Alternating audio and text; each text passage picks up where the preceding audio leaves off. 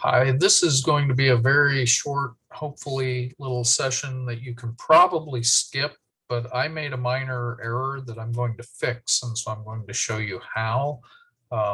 Basically, there's been an update to one of the data sets I was using, the VDEM data set, and I was still using the version 9. I want to use version 11 for this project.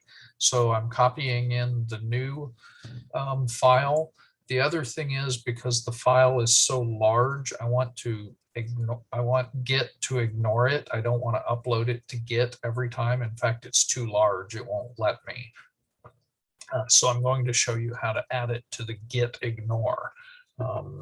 This is not really necessary to the project we're working on, but I'm sort of doing it for transparency and also for, future reference. If you run into something like this, you might know where to find it. So I'm going to share what I'm doing now. And basically, to start with, again, just like last time, I have the data in one folder. I'm going to copy it over to the folder that we're working with. So you can see the new one is named version 11.1. The old one looks very similar, but it was version 9.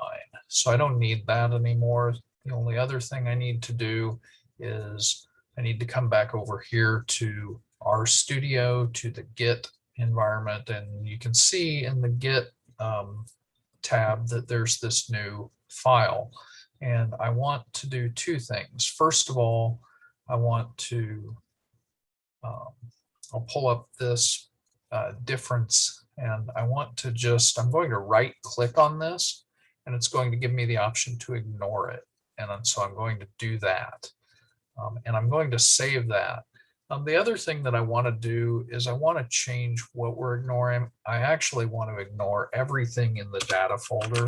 So I'm going to type data with a slash, and that should ignore everything in the data folder. So I won't be uploading all the data every time.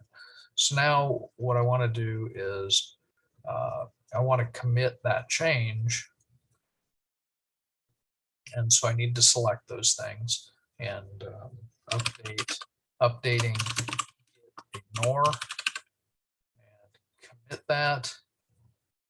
And so two files were changed, and the files were the ignore files. They have a pretty self-explanatory name. Git ignore just tells Git to ignore those things. And so now I'm going to push that to GitHub. That seems to have worked. And that's it. That's all I'm doing. And that was short and simple.